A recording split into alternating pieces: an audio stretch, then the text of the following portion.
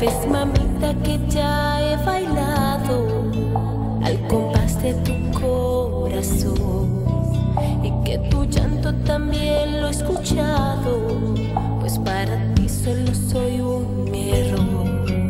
Si es un delito matar a un ser humano, pues para ti dime qué soy yo. Quiero que entiendas, soy un rey y Dios me ha dado como corona tu corazón. Déjame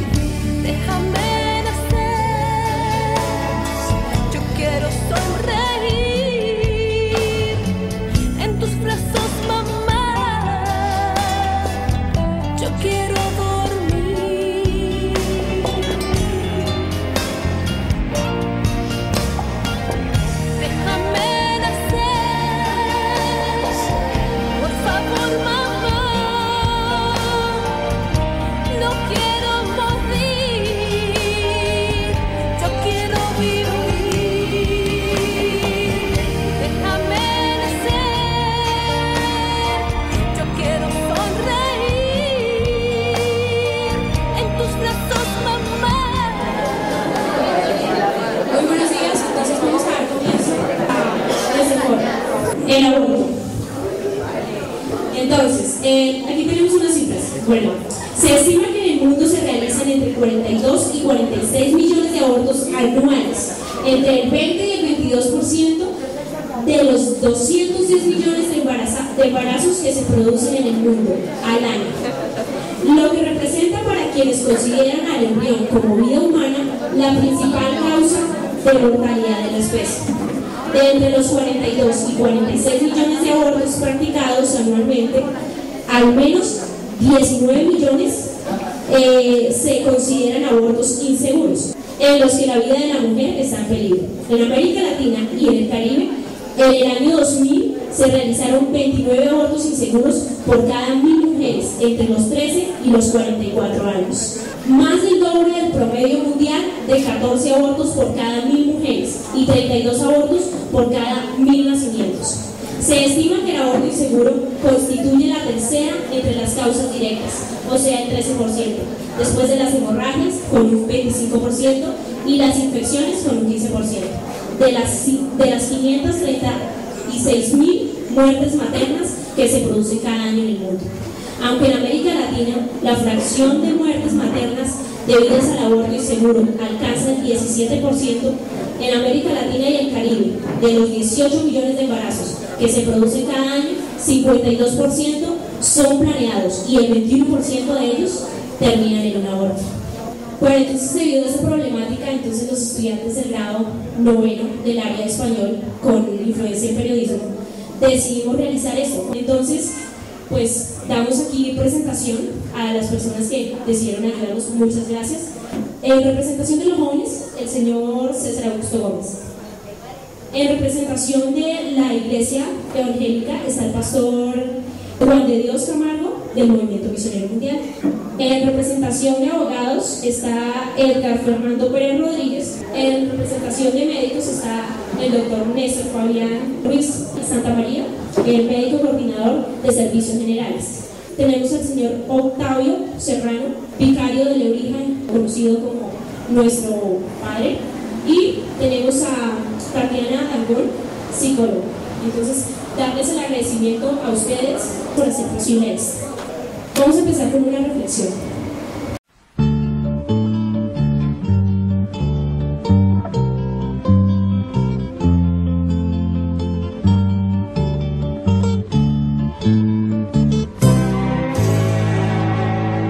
Se ocultaba en los pilares de los viejos pasadizos para esconder el hijo que pronto le iba a llegar.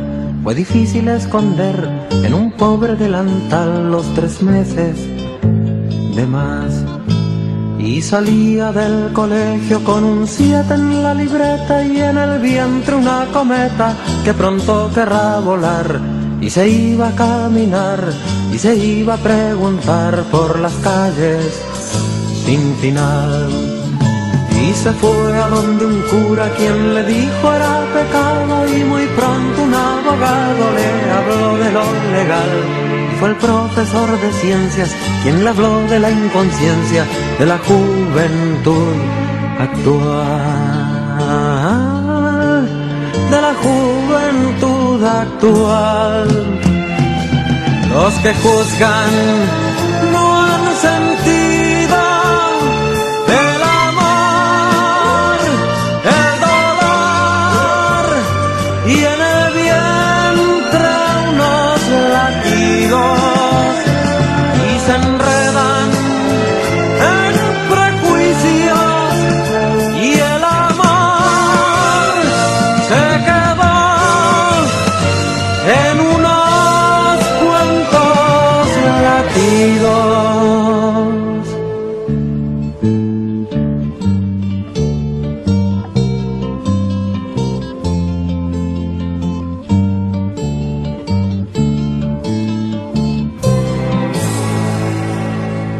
Y sobraron los consejos que le hablaban de pastillas de una vieja mujercilla que el trabajo lo hace bien.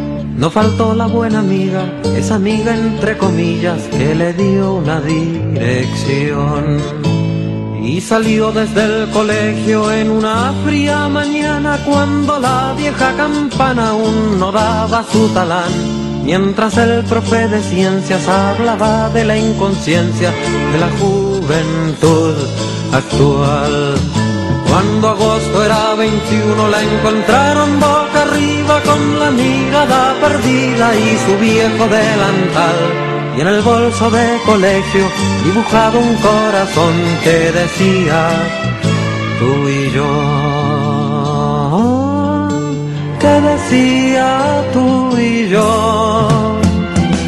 Los que juzgan no han sentido el amor, el dolor, y en el vientre unos latidos, y se enredan en prejuicios, y el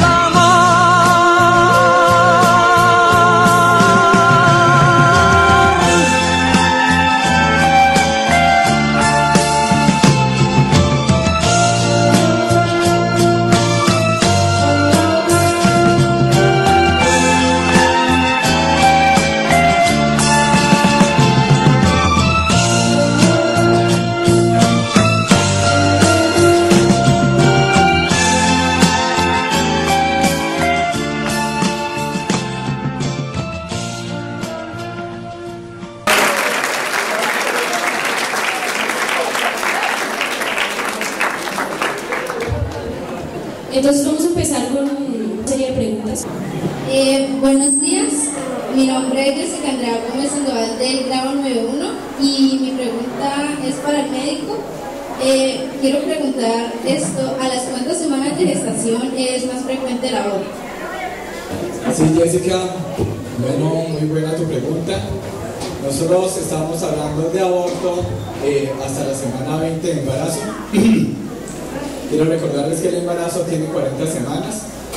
Consideramos que se presenta un aborto hasta la semana 20 del embarazo, o cuando se presenta una salida del embrión y este pesa más o menos 700 gramos. ¿Sí? ¿Cuándo es más frecuente los abortos? Los abortos son más frecuentes en los 2 primeros meses de gestación, ¿sí? Que es cuando las mujeres que no tienen pues un adecuado cuidado de su vida sexual no conocen su estado de salud y muchas veces no saben que están en un estado de embarazo, ¿sí? Entonces muchas veces se presentan abortos y ellas piensan que se trata de una menstruación normal, ¿sí? La mayoría se presentan pues precisamente por el desconocimiento de su estado de salud y, como te digo, es más frecuente durante los 2 primeros meses de gestación. Para el doctor, para usted, ¿qué es el aborto y cuál es su punto de vista frente a esto? Bueno, como ya te lo había dicho, desde el punto de vista médico, consideramos aborto cuando se presenta una pérdida del producto del feto antes de la semana 20, ¿sí? O cuando el feto pesa menos de 700 gramos. Mi posición frente al aborto, pues la verdad, el aborto es un tema bastante amplio. Las causas del aborto son variadas. La mayoría de abortos no deseados se da cuando la mujer está consciente de su embarazo y desea llevarlo a término. La causa del aborto son un mal estado de salud, las infecciones. Existe otra causa de aborto que es el aborto terapéutico, que es aquel que se realiza cuando el bebé viene con alguna malformación que va a impedir que pues, cuando se finalice el embarazo tenga un buen estado de salud, o aquel embarazo que perjudica la salud de la mamá. Y existe un tercer caso de aborto que es el aborto inducido. Son aquellas mujeres que toman la decisión de terminar su embarazo, ya sea consumiendo algún producto, asistiendo a algún garaje para que les practiquen este procedimiento, ¿sí? La postura frente a esto, pues, como ustedes pueden ver, hay tres temas para tratar el aborto. Yo pienso que los dos primeros casos que son el aborto terapéutico y el aborto que se presenta cuando el estado de la salud de la mujer está alterado, pues son abortos que están considerados dentro de un marco ético adecuado. Ya el otro aborto que es el aborto inducido, pues tendríamos también que considerar varias cosas, porque es una decisión que debe tomar las mujeres. Ya sería reprochable desde el punto de vista de aquellas mujeres que lo utilizan prácticamente como un método de planificación.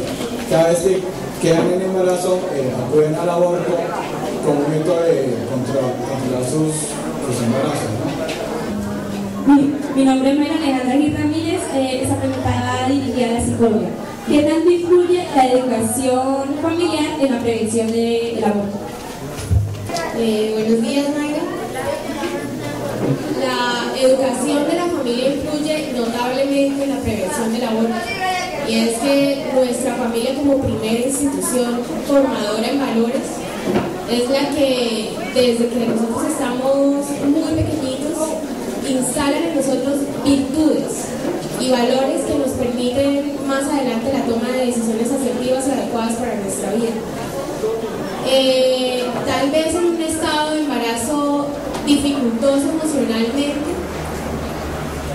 la formación de nuestra familia nos enseña que tenemos otras salidas, tenemos otros recursos y otras herramientas para abordar la situación y no llegar tal vez al extremo de tomar decisiones que más adelante van a tener connotaciones graves, consecuencias graves, no solamente de manera física, sino también de manera emocional. Mi nombre es Adriana del grado 11. Mi pregunta va dirigida para la psicóloga. ¿Qué problemas psicológicos le genera un aborto a una madre? Bueno, existen como dos caminos, dos opciones, ¿no? Una de ellas es cuando la madre toma la decisión de abortar y lo hace porque las circunstancias o porque las situaciones la llevan a tomar esta decisión extrema y lo hace realmente desde su inconsciente no queriendo, ¿sí? Y la otra es cuando desde un inicio la madre decide no querer tenerlo y no lo quiere tener. Entonces es un poco diferente las consecuencias emocionales de eso. Sin embargo, aunque la madre decida no querer tenerlo y aunque decida abortarlo, nuestro inconsciente, que es como el 95% del cerebro que está guardadito allá y es algo que de pronto de lo que nosotros no sabemos, de pronto algo que nos protege nos envía señales y ese inconsciente siempre te protege. Y realmente hacer una cosa de estas para nuestro cuerpo, para nuestra vida, es algo que no es saludable. Esa protección de tu inconsciente realmente te envía señales y y te va a estar enviando señales que van a hacer que tengas inconvenientes emocionales más adelante en tu vida. Entonces, queriendo o no queriendo hacerlo, abortar tiene consecuencias de depresión, tiene consecuencias como la culpa, tiene consecuencias como el manejo del duelo, porque pasa una cosa y es que esta personita que venía en camino y que ya está en tu vientre existe. Solo por el hecho de estar ahí, apenas tener unas horas de gestación o unos días o unos meses, existe. Hace parte de tu familia y hace parte de tu historia familiar. Entonces, así tú decidas que no se lleve a cabo el nacimiento, esa persona hace parte de tu legado. Entonces, es un hijo tuyo que existe. Realmente tu inconsciente lo sabe, tu mente lo sabe, así tú quieras o las personas o las mamás quieran pasar por su vida pensando que bueno, aborté, ya no pasa nada porque no está, realmente sí está y emocionalmente está. Las consecuencias podrían ser de diferentes, hasta trastornos mentales por esta toma de decisión y depresiones realmente fuertes que lleven de pronto a reacciones extremas a la enfermedad o al suicidio. Mi nombre es Edward. La pregunta es al señor abogado. Señor abogado, ¿qué delito incurre una mujer al abortar y cuál es su castigo? Menos mal que teniendo que usar la palabra voy a tratar de agotarla para que nos pongamos de acuerdo en una cosa. Estamos hablando del aborto y obviamente la conducta del aborto hoy es un delito. Hoy es un delito. Pero nos debe convocar más saber en qué casos se ha previsto que no es delito. Pero voy a aproximarnos un poco más a ese conflicto de derechos que finalmente es el que se resuelve en favor de la persona ausente, del que no puede reclamar. ¿Cuál es el derecho más importante de todos los derechos que conocemos, siendo los derechos humanos lo más íntimo que tenemos las personas? ¿Ustedes cuál dirían que es el derecho más importante? La vida, ¿sí o no? De ahí surge la libertad, pero especialmente uno que se inventaron en un momento especialísimo de la historia de Colombia, y es el libre desarrollo de la personalidad y la dignidad humana. No porque no sean importantes, es solo que estos derechos han permitido que el avance histórico de ellos terminen en un exceso de libertad. Y se lo digo como personero, que soy el encargado de defender los derechos humanos. Pero ustedes no se imaginan los que fueron ponentes de esas sentencias de constitucionalidad, siendo operadores del derecho, lo que hoy con el tiempo sienten con haber abierto la puerta a tanto libertinaje o a tanto exceso de libertad. Repito, no porque esto sea menos importante, es solo que cuando usted pondera un derecho y lo va a equilibrar con otro, uno debe siempre ser más importante, Lo cierto es una cosa, la vida es un derecho importante. Es más, todos los derechos humanos terminan siempre defendiendo la vida. Si alguien va por una tutela, la tutela no tutela el derecho a la vida, tutela el derecho a la salud, que finalmente conecta con el derecho a la vida. Si usted finalmente quiere hacer valer el derecho a la libertad, el derecho a la libertad termina siempre influenciando el derecho a la vida, porque la vida es el fin último sobre el cual una persona se construye o edifica su existencia, sobre la vida. Pero en el derecho hay un conflicto fuerte.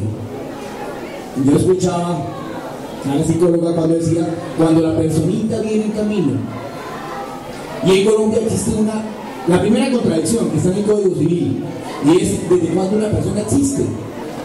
¿Cuándo creen que una persona tiene existencia? Hasta que no nace. Y aquí hay una contradicción fuerte, porque el artículo 90 del Código Civil dice que una persona existe cuando respira tan siquiera un instante. Luego, si no respira, pues no existió.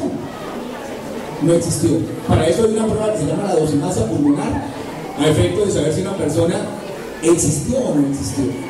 A raíz de esa contradicción fuerte de la existencia de las personas, se supone que quien está en el vientre no existe, entonces se le llama nasciturus, próximo a nacer. Era necesaria la sentencia de constitucionalidad para decir que el aborto se despenalizaba en 3 casos, y la respuesta yo creo que brilla. Si igual todo continúa lo mismo, ¿cómo creer que la despenalización del aborto tiene una consecuencia? Yo diría que no la tiene. La mayoría del aborto sigue practicándose clandestinamente, porque finalmente no se utiliza el mecanismo que se creó, que se da para los 3 casos que manifestó el doctor. Pero, como lo dije, la conducta existe y surge a través de esa contradicción de derechos entre el derecho a la vida del nasciturus y el derecho de la dignidad humana de la mujer. Yo voy a ser fuerte con lo que voy a decir, y aquí hay que hacer el ejercicio cada uno. ¿Qué es más importante para cada uno de ustedes? ¿El derecho a la vida o el derecho a la dignidad humana que una persona pueda reclamar? Una organización de mujeres a nivel nacional reclamó ante la Corte Constitucional la existencia de algunos casos en los cuales el aborto debería practicarse, y la Corte Constitucional, creando derecho, dijo: sí, señores, señoras mujeres, van a haber 3 casos en los cuales usted puede abortar sin consecuencia penal. Uno, el caso más controvertido es cuando una mujer es violada, y si producto de la violación surge un embarazo y este deba llevarse a término. Y es una cuestión que llegar a opinar en ese caso ya es meterse en un tema fuerte. Va uno a saber qué puede sentir una mujer en esa circunstancia. A todas luces, una discusión abierta que no terminará, yo creo que nunca. Solo una reflexión final cuando esté terminando lo que quiero decir, para que cada uno la mantenga para sí. El segundo caso en el cual no hay consecuencia penal es cuando esa criatura próxima a nacer se está formando con algunas condiciones médicas no aptas, es decir, con malformaciones. Terapéutico, lo escuchaba el médico, es el aborto terapéutico. Y luego, la tercera posición en la cual no hay consecuencia penal es cuando la madre puede sufrir un alto riesgo de perder la vida también, o tiene una consecuencia médica adversa. En esas 3 hipótesis, la Corte Constitucional abrió la puerta para que la mujer pudiera practicar el aborto. Cuando los abogados nos formamos, siempre nos ponen 2 extremos. Obviamente está el bien y el mal, pero no vamos a llamarlo así, ni el bien ni el mal, vamos a hablarlo frente a la moral. Es decir, los actos que le dicta mi interior, el derecho natural y el derecho, que son los actos que hacen los hombres. ¿Sí o no? Entonces, dentro de cada posición que cada uno quiera adoptar, moral, es decir, mi juicio interior, el que nadie puede tal vez observar, sino lo que yo creo, si está bien o está mal, o la posición positivista del derecho, que es el derecho que hacen los hombres. ¿Sí se dan cuenta que las normas las hacen los hombres, no? Pero hay unas que nosotros los abogados les llamamos derecho natural. ¿Sí saben cuáles son las normas del derecho natural, no? Bueno, los 10 mandamientos de la ley de Dios. Esos mandamientos para nosotros abogados hacen derecho. Cuando dice, a ver, ¿cuál es el mandamiento de no matarás? Quinto, cuando el mandamiento quinto dice no matarás, es una disposición que dejó Dios en la tierra, ¿sí o no? Y hace derecho. Bueno, esa es una posición de la cual los hombres podemos asumir una posición crítica frente al tema del aborto. Entonces, el tema del aborto se va a resolver siempre con la posición en la cual yo me he formado. Si creo que está bien o creo que está mal. Igual considero una cosa, quien lo debe sufrir, es decir, la mayoría de mujeres, va a tener también una posición diferente, que finalmente se puede resolver de la misma manera. La consecuencia penal existe. No recuerdo la pena ahorita, pero creo que está entre 3 y 6 años. Pero hay un tipo penal mucho más especial, y es el de las lesiones personales de aborto seguidas de la muerte, porque la mayoría de casos termina en la muerte, cuando es practicado de forma irregular. La forma regular tiene lo que le acabo de mencionar de la objeción de conciencia.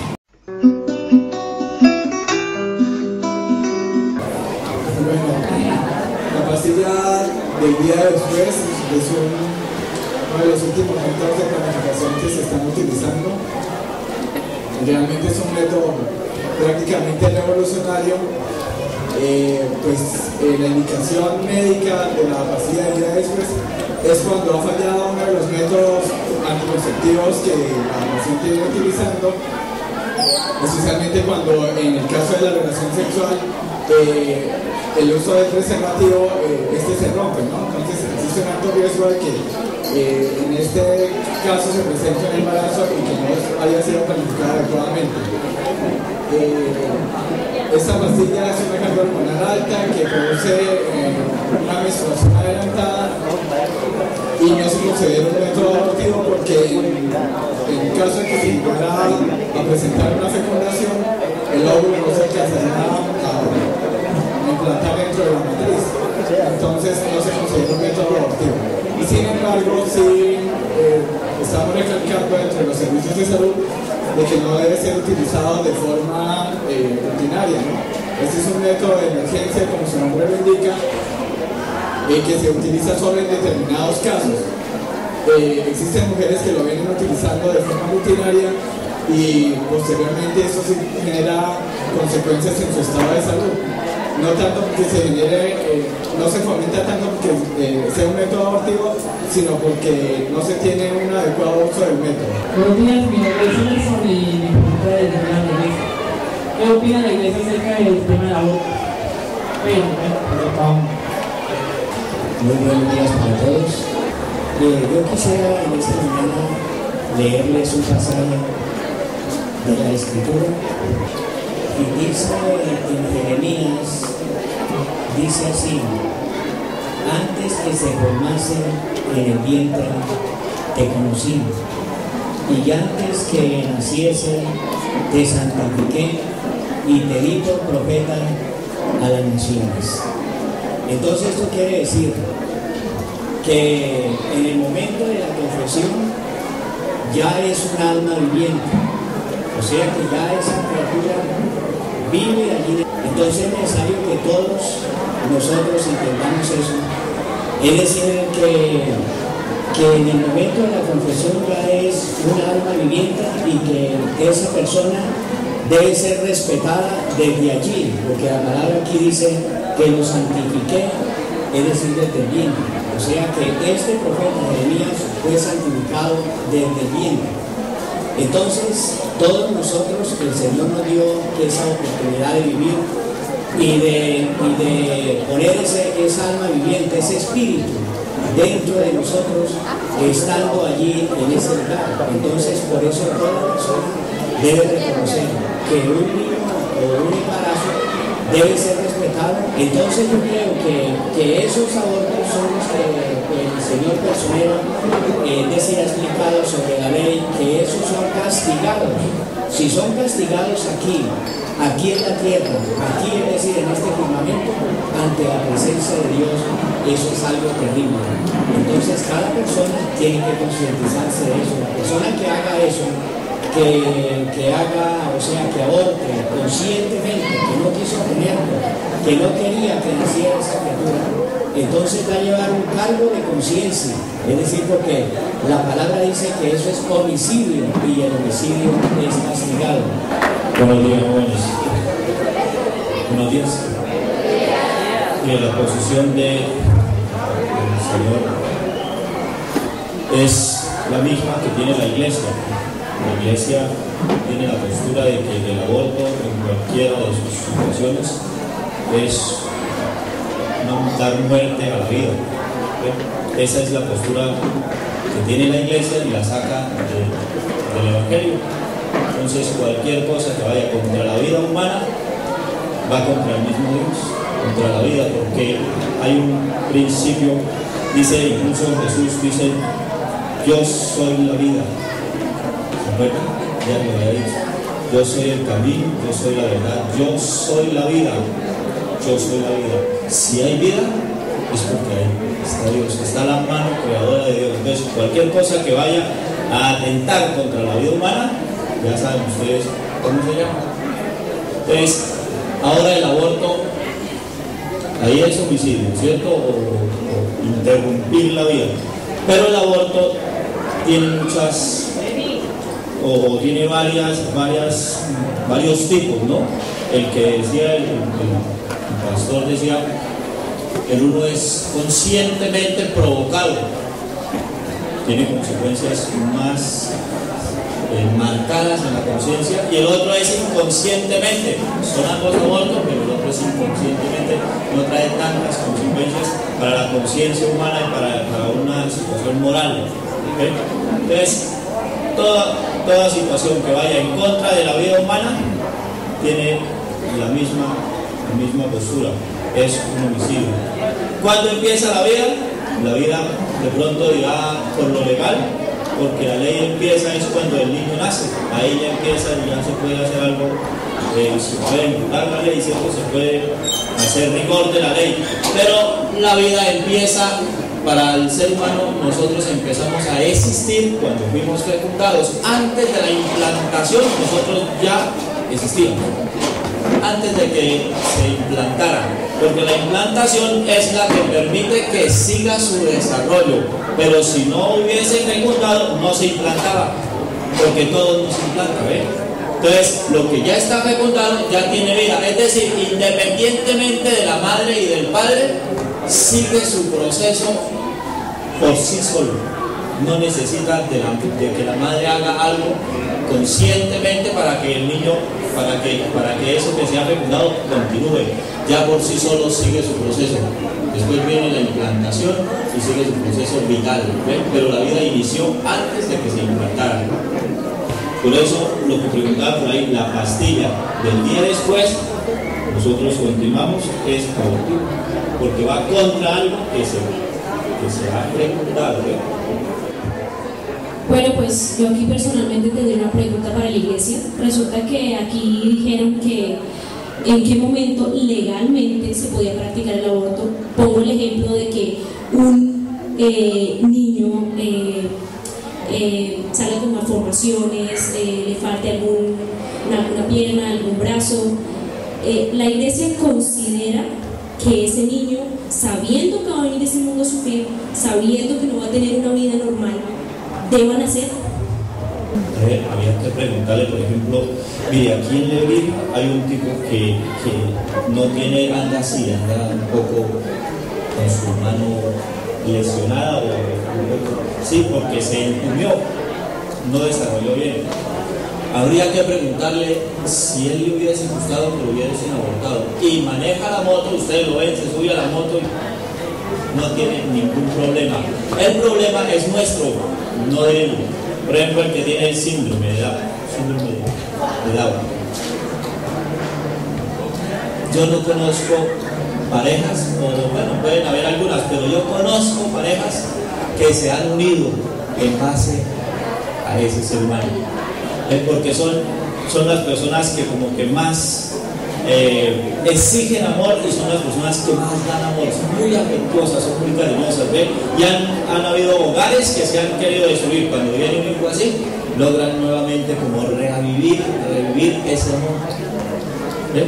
Entonces, ¿cómo poderle decir a un ser humano, no, es que usted trae una malformación, o usted trae una malformación, usted no debe nacer? O sea, quien decide sobre la vida siempre es Dios.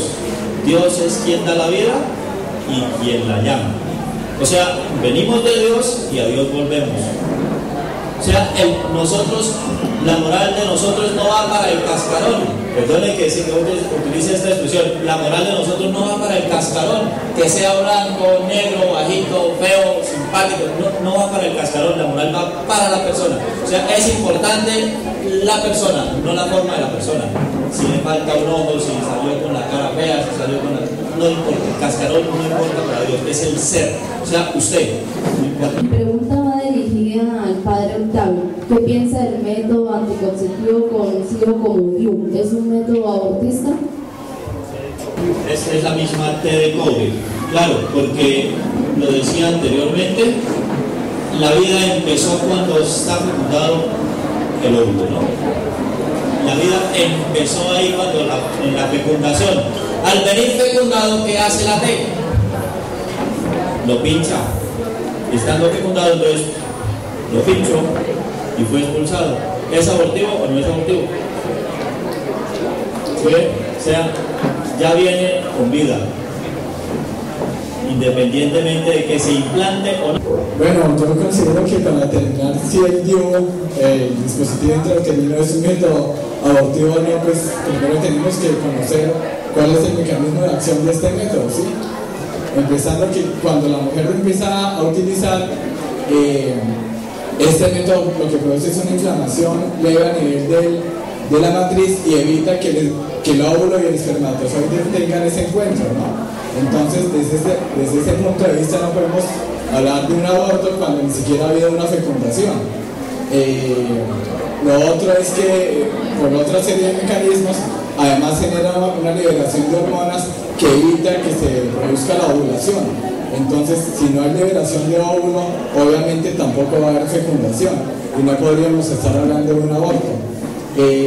Lo otro es que muchas veces se ha asociado a que el dispositivo es un método abortivo porque inicialmente cuando se coloca aumenta lo que es la menstruación, el volumen de menstruación y los días de menstruación, pero eso es algo esperado de este método.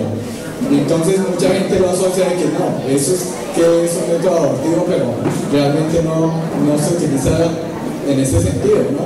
Porque si no, realmente desde hace años se habría dejado de utilizar este método de planificación, que para mi punto de vista es un método bastante efectivo porque no altera el desarrollo hormonal de la mujer. Bueno, mi nombre es Wendy Lorena Barajas, del grado 9.1. Mi pregunta va dirigida para el joven. ¿Usted cree que la solución para que haya menos abortos es que hagan campañas sobre la educación sexual en los colegios? Creo que sí.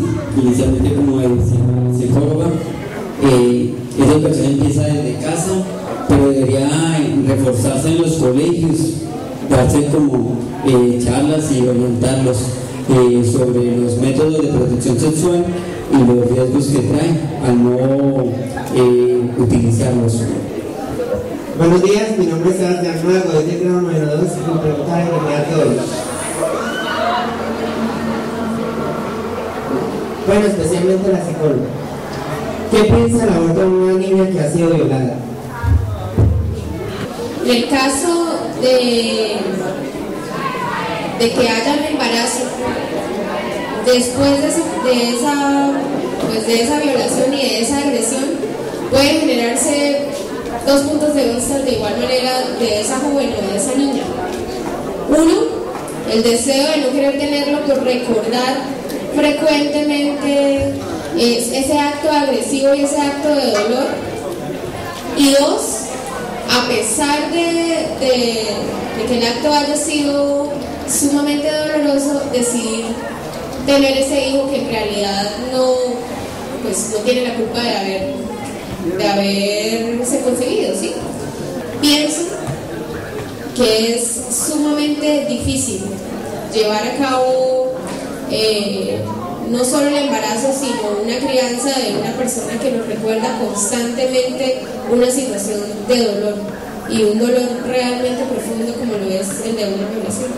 Habría que hacer un acompañamiento para poder orientar que esa crianza y si ese embarazo se lleva a cabo sea saludable, sea un vínculo afectivo fuerte realmente. formado desde los valores y desde el amor de una madre a su hijo y no desde el acto agresivo de una violación. Entonces, lo que pensaría una niña en ese lapso de tiempo es que el aborto es una opción. Siempre el aborto va a ser una opción. Existe y en este momento existen incluso facilidades para que ellos tomen ese tipo de decisiones. Entonces, es una opción, pero no es la única. Es una salida, pero no es la única. Habría que pensar si es la más viable o no para ella, no solo físicamente, sino de manera emocional. Buenos días, mi nombre es Elise y del grado noveno. Mi pregunta es para el doctor. ¿Cuáles son los síntomas del embarazo, del aborto? Bueno, pues la pregunta relacionada también con el embarazo, para identificar primero un aborto, pues primero hay que identificar si realmente la mujer está embarazada. Entonces, ¿cuáles serían esos síntomas? Más o menos, yo creo que la mayoría de chicas, las mamás les han dicho más o menos cómo se han sentido cuando estaban embarazadas, ¿no? Entonces, que se sienten cansadas, que empiezan a presentar mareos, que empiezan a presentar asco por los alimentos, que les da mucho sueño, ¿sí? Que se sienten como pesadas. Esos son síntomas de embarazo, ¿no? Y obviamente que les deje de llegar a mis... Bueno, ya hablando del aborto, es cuando primero ya se tiene la certeza de que la mujer está embarazada y se presenta un dolor a nivel abdominal, ¿sí? A nivel del estómago,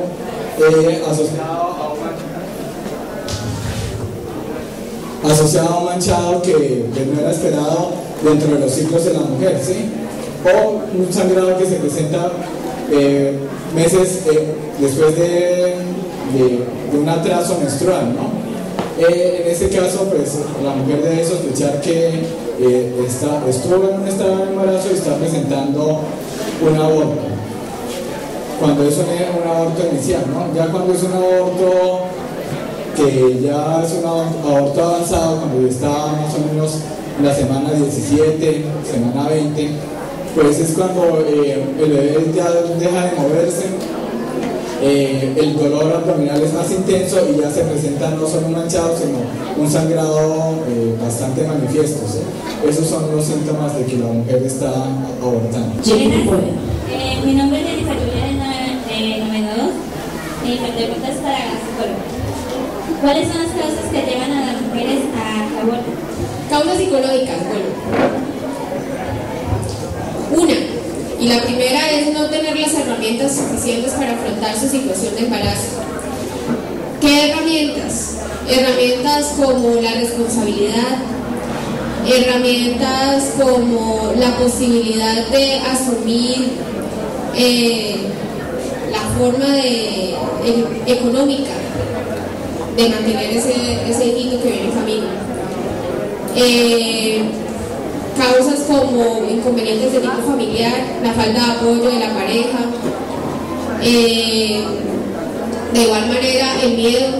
En realidad todo ese tipo de causas lo que genera es un sentimiento, un solo sentimiento primordial, y es el miedo. Es el miedo a afrontar la situación de embarazo y el miedo a afrontar la condición y su nuevo rol de madre. En realidad la causa principal es el miedo. Hay muchas otras causas, entonces, que la economía, que la familia, que pensará la gente de mí, que pensará si estoy embarazada, si no tengo de pronto una pareja estable, o si de pronto tengo una pareja con la que tengo inconvenientes, si no me apoya. Sí, todo ese tipo de situaciones y de factores afectan la toma de la decisión del aborto, pero en realidad eso genera unos sentimientos, y esos sentimientos como el miedo, como la inseguridad, como la falta de confianza, y esa falta de herramientas son las que nos hacen tomar ese tipo de decisiones. Mi nombre es Ana Camila Flores Rocío, soy del grado 9, y mi pregunta va dirigida hacia el abogado. Cuando encuentran sitios donde se practican abortos clandestinos, ¿qué hacen con eso? La dificultad frente al tema del aborto está determinada en tener la certeza de que existió. Porque si uno lo mira pálidamente, y es lo que ocurre finalmente, es que las mujeres practican el aborto y es una situación que responde casi a su intimidad. Es decir, si se llega a saber, va a ser en un escenario muy pequeño. Luego, las estadísticas que se conocen son estadísticas que no tienen responsable. ¿Por qué? Porque es que para el derecho o para un juez poder establecer una condena implica tener la certeza de que existió y que llegó a término, es decir, lo finalizaron ilegalmente, partiendo de la base que hay 3 casos que son legales. Entonces, cuando la fuerza pública o las autoridades competentes dan cuenta de un sitio, como ha salido en muchos noticieros, en los cuales se practican abortos, lo primero que va a existir es un pronunciamiento de la autoridad médica que va a decir que es un sitio no apto para ninguna práctica clínica, primero que todo, mucho menos para la de un aborto. El sitio obviamente queda cerrado, clausurado. La consecuencia penal implica que exista, que haya certeza de que en ese sitio se practicaron aborto y en quiénes. ¿Ven? Porque la noticia criminal debe tener siempre un soporte, es decir, debe existir certeza para que exista responsabilidad. Si no habría responsabilidad, se queda como la mayoría de cosas. Se encontró un sitio en el que posiblemente se practicaban abortos. Ojo, si ya se logra definir que hubo la práctica de un aborto, habrá consecuencia penal para quien se encuentre en esa circunstancia. Hay condenas por aborto, la mayoría de condenas es cuando, por alguna manera, una persona pone en conocimiento de la autoridad que una persona estuvo en embarazo, logra llevar las pruebas, una prueba de embarazo, es decir, logra tener la existencia y efectivamente se comprueba que existió el aborto. ¿Qué sanciones tiene la ley contra una mujer que ha practicado varias veces el aborto? En Colombia no existe la responsabilidad objetiva. Es decir, que si yo cometí un delito y vuelvo a cometer otro, por culpa del primero tengo consecuencias en el otro. No. Aquí hay unidad en el delito. Recuerden ustedes el caso, un caso aberrante, pero eso es el caso del mejor ejemplo. El caso de Garavito. ¿Sí? ¿Sabe por cuántos delitos pagó él? A él le tienen probado que violó 127 niños. Es decir, 127 violaciones. Desafortunadamente nuestro sistema penal en Colombia hace que si usted en la comisión de un acto punible hace tantos actos, todos hacen una unidad. Él respondió finalmente por uno. O sea, la sanción de él fue por uno. Fueron 127, pero fueron de la misma manera por ser adicto a una especie de síndrome. Le cometen un delito. Entonces, consecuentemente, la respuesta es casi la misma. Un aborto y 100 abortos resultarían siendo uno. O sea, la consecuencia penal. ¿Ustedes saben por qué Garavito sigue en la cárcel? Porque Garavito se le olvidó contar uno. Y entonces, claro, lo juzgaron por 127 que él confesó que hacían uno, pero se le olvidó contar otro que lo están investigando y ese otro hace otro delito. ¿Sí me entienden? Él confesó 127. Por esos 127 le asumieron una sola conducta penal. Pero hubo uno que no contó, que quedó por fuera de la pena. Luego, ese caso que no comentó hace un delito nuevo. Por eso está preso todavía. En un caso del aborto, yo cometo un aborto, otro aborto, otro aborto. Finalmente me condenan por un aborto. Si yo sigo practicando más abortos, serán otros delitos, porque voy a tener que responder por ellos. Con un hecho diferente. Con un hecho diferente. No porque tantos puedan cometer. Yo me lo repito, eso es un tema que en derecho se llama la responsabilidad objetiva. Es decir, yo no me vuelvo un delincuente por el hecho de que ayer cometí un delito. Porque podríamos entrar en la contradicción de que porque cometí un delito, todo el mundo me va a tener miedo de ahí para adelante. Y también sería injusto, ¿sí o no? Porque quien comete un delito tiene toda la vocación y la voluntad de ser una persona diferente mañana. Y no por eso lo vamos a juzgar. Entonces, desafortunadamente en Colombia, la conducta penal se observa de esa manera, diferente en Estados Unidos. En Estados Unidos, ¿se han visto las condenas en Estados Unidos? No. Bueno, la pena de muerte, yo no estoy de acuerdo con ella, pero es que en Estados Unidos dicen, los condenamos a 150 años, 2 cadenas perpetuas, es decir, logran coger todos los delitos y hacer de ellos una cadena de condenas. ¿Y sabe por qué no estoy de acuerdo con la pena de muerte? ¿No estamos hablando hoy de la vida?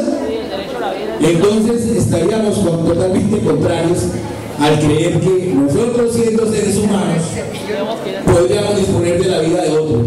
No estoy de acuerdo, hay mecanismos. Gracias. Mi nombre es David Moreno y mi pregunta es: ¿a qué edad es más frecuente los abortos? Mi pregunta es para el médico. Existen 2 etapas de la vida que están catalogadas dentro del sistema médico como embarazos de alto riesgo, ¿sí? Son las mujeres menores de 17 años y las mujeres mayores de 35 años, ¿sí? La mujer que presente un embarazo en esta etapa de la vida se cataloga como un embarazo de alto riesgo, o sea, las adolescentes y las mujeres adultas. En estas 2 etapas de la vida también son más frecuentes los abortos. ¿Por qué motivo? Porque inicialmente en la adolescente el útero está inmaduro, no tiene la capacidad de soportar adecuadamente un embarazo y el riesgo de que este sea abortado pues es bastante alto. Y en el otro caso de las mujeres pues ya es un útero que está desgastado, que es un útero débil y la posibilidad de que contenga el embarazo también es poca, ¿no? Por eso es más frecuente pues en las adolescentes y en las adultas mayores. Mi nombre es David Andrés, del grado 9. La pregunta es para la psicóloga. ¿Qué tipo de criterio o pensamiento tienen los padres frente al aborto de un nieto? La posición de nuestros papás siempre es protegernos de manera adecuada o a veces de manera un poquito más dura. Sí, existe. Papás con un poco más de herramientas y papás con un poco más de criterio, sí, o papás un poco más permisivos. Pero la intención siempre es cuidarnos y siempre es protegernos. Su posición siempre estará orientada a qué es lo mejor para nosotros como hijos. Entonces, si el papá cree que para su hija lo mejor es no tener ese bebé, me imagino que su orientación va a ir hacia de pronto darle una adopción o en algunos casos he visto padres que están de acuerdo con el aborto en su hija. ¿Cuál es la intención de ese padre o de esa madre? La intención es cuidar y proteger. Tal vez esos padres tampoco tienen o tampoco tuvieron las herramientas o los recursos para poder orientar hacia otra toma de decisiones de sus hijos. ¿Qué es adecuado o inadecuado? Pues en realidad hace parte de cada familia y hace parte de su formación de valores y de virtudes y de su moral. Sería mucho más apropiado que la orientación de los padres fuera de apoyo y de orientación y de prevención, como me preguntaba la primera niña que Mayra, y es desde la prevención de la familia de que este tipo de cosas sucedan. Mi nombre es Juli Caterine, del grado 11-2. Mi pregunta va dirigida para el abogado. ¿Qué responsabilidad hay para el hombre frente al aborto?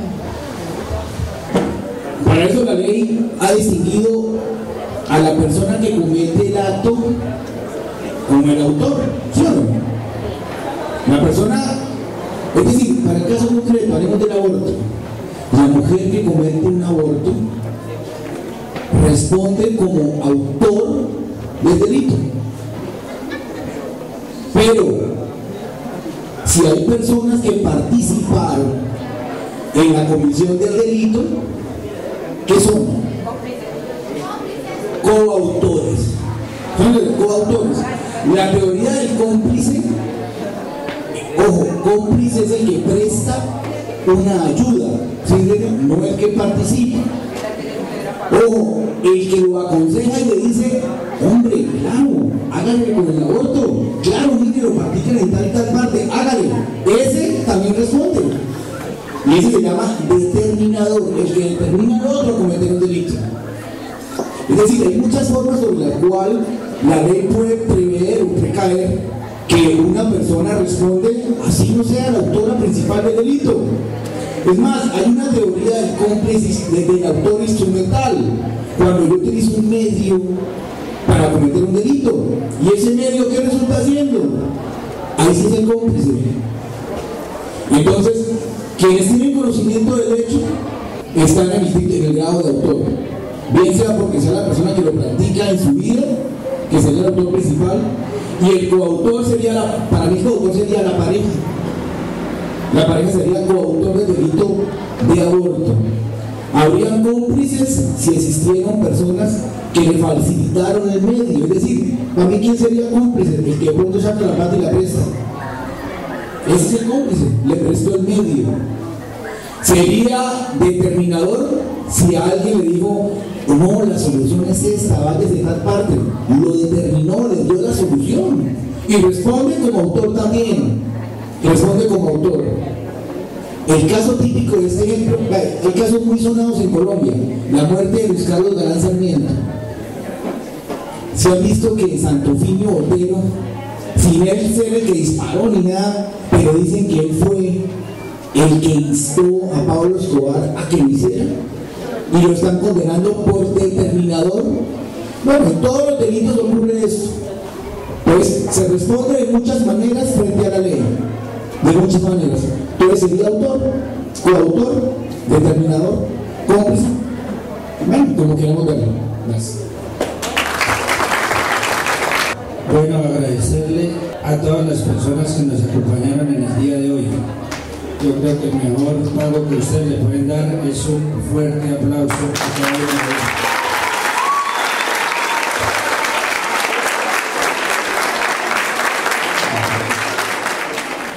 Los profesores Jonás y el profesor José Antonio habían proyectado este trabajo. Felicitarlos y agradecerles por estas actividades que conducen a la formación de cada uno de ustedes en estas etapas que realmente son críticas y que necesitan de una orientación que muchas veces en sus hogares es difícil de conseguir. Motivarlos a que pues, reflexionen sobre este tema. Yo sé que hay muchas preguntas que van a quedar sin resolver. De pronto sientes en un momento de reflexionar qué harían en el caso de que una de ustedes estuviera en embarazo, ¿no? Ustedes que son jóvenes, en realidad tendrían la madurez para asumir ese embarazo o tomarían una decisión relativamente fácil como la de abortar.